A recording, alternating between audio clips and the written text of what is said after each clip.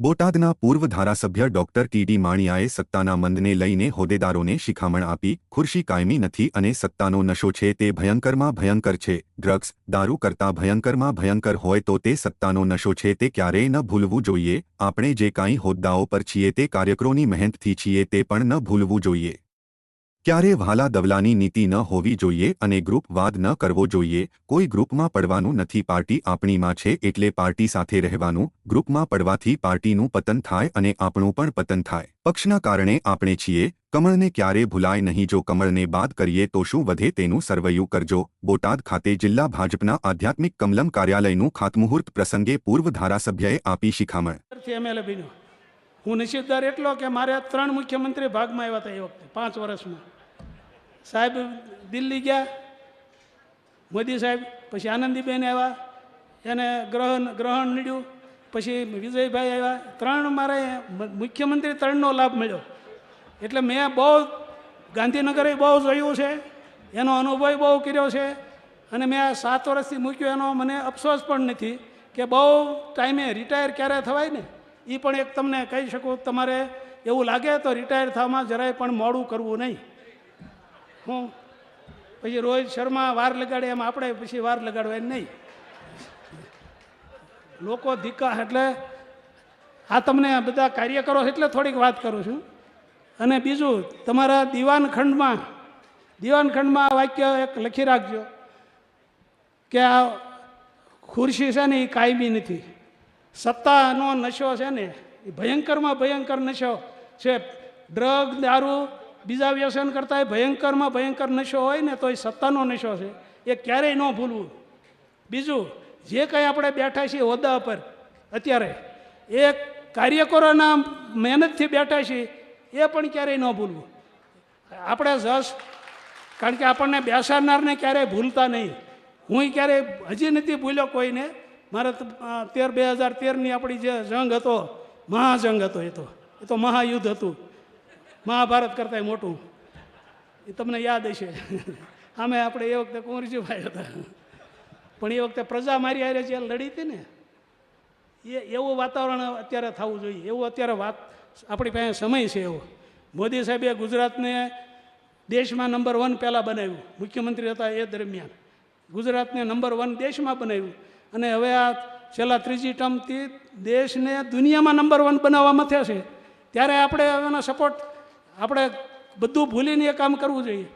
એટલે કાર્યાલય શબ્દ જે આજે શરૂ થયો, કાર્યાલય ખાતમુહૂર્ત થવા જઈ રહ્યું છે, એમાં ક શબ્દ આવે.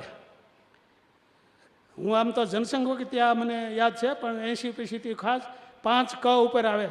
ભાજપનો જે આધાર છે ને, કાર્યાલયનો ક પહેલાં ક, બીજો કાર્યકર્તાનો ક, ત્રીજો કાર્યક્રમનો ક, ચોથો કાર્ય પદ્ધતિ એનો ક અને 5મો કાર્ય શક્તિ. કાર્ય શક્તિ ક્યાંથી આવે? કાર્ય શક્તિ આમાં સંગઠનમાંથી આવે. એ આપણી કાર્ય શક્તિ છે. કાર્ય પદ્ધતિ ભલે ઉપરથી નક્કી થતી આવે, નીચે આપણે મંડળ સુધી આવે કાર્ય પદ્ધતિ. એટલે આપણી એ જે કેડર બેઝ પાર્ટી કહીએ છીએ ને, પણ આ 5 ક ઉપર આધારિત છે. અને 1980 પછી 6ઠો ક આવ્યો. કયો? કમળ. 5 ક હતા એમાં 6ઠો ક આવ્યો, જે આમ આપણે રિયલમાં કહી શકીએ દૈવી શક્તિ. અને એ કની શક્તિ ઉપર કમળની આપણા જ્યારે વડાપ્રધાન વર્લ્ડ બેસ્ટ PM હોય ત્યારે આપણે પાછા પડવાનો સવાલ જ નથી. અને થોડીક સ્વાર્થ વૃત્તિ જતી કરવી પડે. બીજું એક ઓલી શિખામણ કંઈક ચાલુ હતી ને આચાર સંહિતા બાબત, એમાં ક્યારેય વાલા દવલાની નીતિ નહીં કરવાની. વાલા દવલાની ખાસ યાદ રાખજો. આપણે ગ્રુપિઝમ નહીં, કોઈ ગ્રુપનું થવાનું નથી. પાર્ટી આપણી માં છે, પાર્ટી આપણી માં છે અને પાર્ટી જ મુખ્ય છે. પાર્ટી હારે રહેવાનું. કોઈ પણ પક્ષ ગ્રુપમાં પડવાનું નથી. ગ્રુપમાં પડો એટલે આપણે પાર્ટીનું પતન થાય, પક્ષનું થાય અને આપણું તો થાય જ. સૌથી પહેલાં આપણું પોતાનું થાય.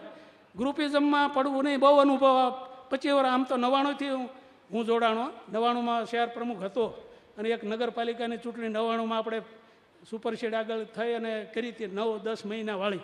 આજ અત્યારે કરીને એ જ ટાઈપની હતી. 99 યાદ કરો તમે. એ વખતે જેમ આપણે બહુ મહેનત કરીને જીત્યા હતા ત્યારે અત્યારે પણ એક મારે અભિનંદન આપવાના ઘણા ટાઈમથી ઈચ્છા હતી, પણ અત્યારે જાહેરમાં અભિનંદન નગરપાલિકાને, બે નગરપાલિકા બોટાદ ગઢડા અને બોટાદને તો રેકોર્ડ બ્રેક બહુમતી લાવ્યા, એટલે એને ખાસ અભિનંદન આપું.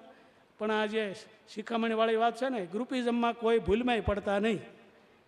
બીજું, આપણે પક્ષના કારણે આપણે છીએ, કમળને ક્યારેય ભૂલાય નહીં. કમળ બાદ કરીએ આપણામાંથી તો શું વધે, એનું સર્વૈયું રાતે નિરાતે કાઢવું, અઠવાડિયે એકાદી વાર વિચારવું કે કમળ બાદ થઈ જાય આપણામાંથી તો આપણી શક્તિ કેટલીક છે, આપણે શું શું કરી શકીએ. શંકરના ગળાના સર્પની તમને વાત કરું. શંકરના ગળામાં સર્પ અને ગરુડ એ બે વચ્ચે ઉગ્ર ચર્ચા ચાલતી. ગરુડ કે તું બળ કરે છે, આ બધું મને ધમકી આપે. ગરુડને સાપ ધમકી આપતો હતો. એ કોના કારણે? એ શંકર ભગવાનના ગળામાં સર્પ હતો, એને શંકર ભગવાનની હતી. આવે સાહેબ આવી ગયા. એટલે એ આપણે શંકરના ગળાના સર્પ છીએ, એટલે આપણે બહુ ધમકી બહુ આપવી નહીં અને પક્ષની સાથે રહી અને સરસ મજાનું અહીંયા વાતાવરણ જે ડોનેશનનું પણ ઊભું થયું એ બહુ સરસ વાત. આની કરતાં એ કામ સારું હતું.